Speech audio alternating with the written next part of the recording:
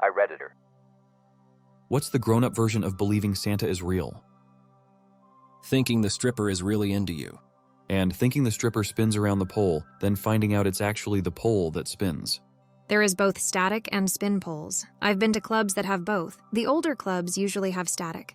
Both are equally challenging. Static, you need more momentum to get full spins or swings, but that thing is grounded. You can beat it up to your heart's content. Spinning, you don't have the pole to really brace with as it spins, so you need to control the pole's velocity as well as your own, so takes a bit to master doing both at the same time. Spinning poles take no prisoners. If you go in with too much force or velocity, you will have a bad time. Most modern poles have the ability to do both, so really, it's just a preference. The only poles I've broken were in spinning mode though. Thinking your server, bartender, etc. is into you as well. Edit. The difference is that if someone is actually into you, they'll let you know and make plans to meet up with you or call you outside of work. Too many men in general think that a woman being nice to them means the woman wants them. My point is, don't be inappropriate to someone whose job it is to be nice to you. Don't feel entitled to someone's time off the clock because they were nice to you on the clock. It's awkward to have to deflect advances or sexual harassment from a patron just because you were doing your job.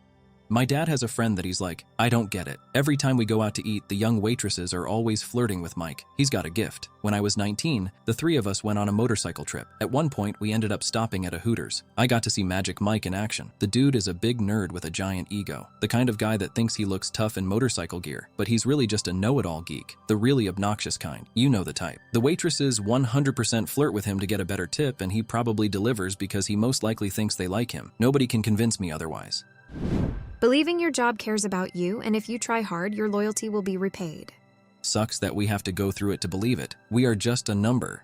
Yep, I was one of the top performers in my old department, the guy everyone came to with questions or for help. My own boss said, if I need something done, you're the guy I go to. Got an offer with another company and let my managers know, and they basically said, we wish you luck. They had every tool at their disposal to change my mind. Tons of room for promotion. That was long overdue. Frankly, to not even feign a, oh no, don't go was pretty insulting. Loyalty gets you nowhere in the corporate world. Nepotism is king.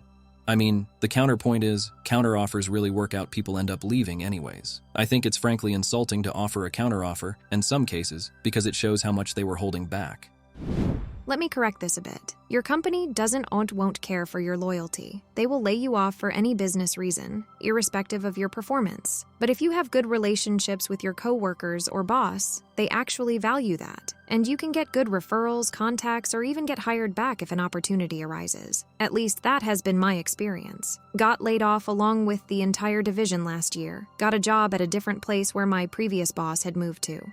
Job? No. But usually my managers respect my effort and try to compensate me for it. When my direct managers stop having my back, that's when I stop giving a fuck. But I never think the actual company sees me as anything other than a number on a spreadsheet. Worshipping politicians. I was fascinated, and by fascinated I mean horrified, to know that people in the US actually buy t-shirts and mugs to fund their politicians' campaigns. Like we get that shit for free from them when they need the vote. 1. Politicians in the US can't do that since it would a form of buying the vote. 2. No US politician would freely cloth people. Politicians have historically given out loads of shit, like buttons and pins. HR is there to help you. Better yet, the police. There are numerous times I've called for help only to be investigated, or somehow their tone makes it seem like you are a suspect. I thought it was because I am black, but I saw a Netflix show about a couple where the woman got kidnapped and they treated them that way. And I realized their job isn't to help you, but to close cases as efficient as possible. They just have to ensure their version of the story makes sense. They don't actually care about you. Yep, never ever for 1 second believe that HR is there for any reason other than to protect the company, protected class or not. Religion. Why did I have to scroll this far? Literally the perfect comparison. If you're good all year, you get presents. If you're good all life, you get heaven. For me, it's this. It baffles me when I hear adults talking like this. My daughter, aged 13, and her religious grandparents asked me right before Christmas last year if she still believes in Santa. I said yes. My daughter told me that if they still believe in Jesus, she still believes in Santa. I'm okay with that. My grandmother tries to force the Jesus crap down her throat. My daughter is an adamant non-believer, and it really irritates her. It is absolutely fucking ridiculous that this isn't the top comment. We put humans on the moon, and the majority of our species still believes in an invisible man in the sky.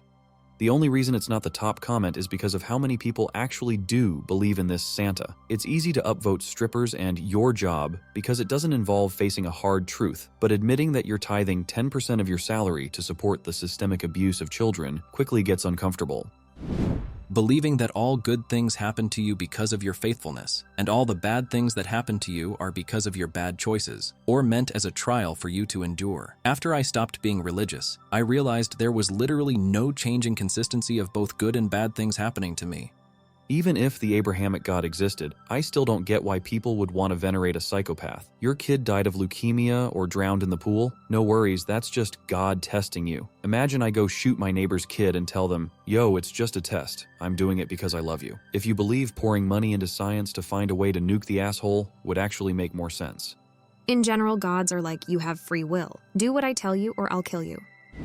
I literally commented the following before deleting to see you said the same thing. Easy. Believing in the Christian God. Seemingly invisible, elusive bearded man who knows everything about you. He gives gifts if you ask him, although you may not get what you want, but you're not supposed to question it. Misbehaving people are punished with coals. Both are figures used to make profits. Both are used to promote charity and selflessness. Both are nearly forgotten about when there's no need for them, often most culturally relevant around the same time of year.